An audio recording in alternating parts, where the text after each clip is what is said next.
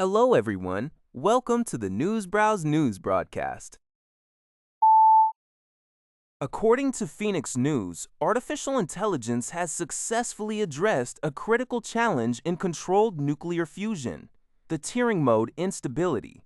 For decades, this instability, characterized by the formation of large magnetic bubbles within superheated plasma confined in Tokamak reactors, has caused plasma to destabilize and collapse, hindering the development of fusion energy.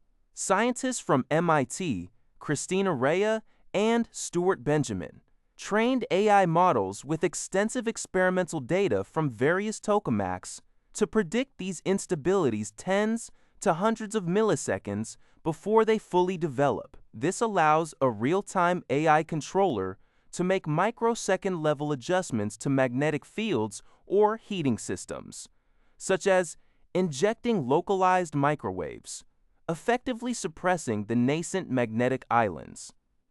This breakthrough is driven by advancements in computing power, the accumulation of vast amounts of real-world fusion data, and the high-pressure operational demands of future fusion power plants.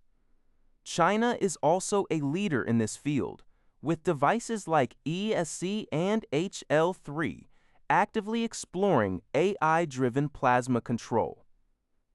This signifies AI's shift from a mere analytical tool to a core control component in taming the artificial sun, bringing humanity closer to the dream of limitless, clean, and safe energy. NPR reports that the head of the World Health Organization, WHO, Tedros Adhanom Ghebreyesus, has voiced serious concern over the scale and speed of an outbreak of a rare Bundibugyo type of Ebola in eastern Congo. Authorities have reported at least 134 suspected deaths and over 500 suspected cases. The virus spread undetected for weeks after initial tests for a more common Ebola strain came back negative. This particular type of Ebola has no approved medicines or vaccines. Complicating the response are the emergence of cases in densely populated urban areas, the deaths of healthcare workers, and significant population movement.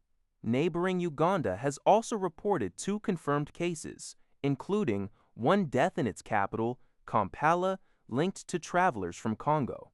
The Budio cases had declared the outbreak a public health emergency of international concern, noting that resources are being rushed to affected provinces near Uganda, despite challenges posed by armed rebels controlling parts of eastern Congo. Experts say that while experimental vaccines for other Ebola types are expected, developing and approving one for the Bundibugyo strain will take months. The response is further hampered by a lack of resources and a surveillance system that initially failed to identify the rare strain, exacerbating the crisis.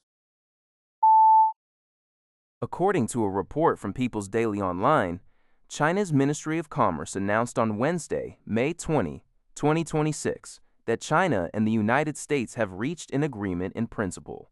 Both nations will engage in discussions under the framework of the Trade Council regarding a reciprocal tariff reduction arrangement. This proposed framework will cover products of equivalent scale, valued at $30 billion or more from each side. An official from the ministry clarified that products of mutual concern are expected to benefit from most favored nation, NFN tariff rates, or even lower rates once the agreement is implemented. The ministry expressed that this arrangement is anticipated to not only foster stability and growth in bilateral trade between China and the U.S., but also provide a valuable precedent for global open cooperation. Economic and trade teams from both countries are committed to maintaining close communication to finalize the specific details and ensure the prompt implementation of this arrangement.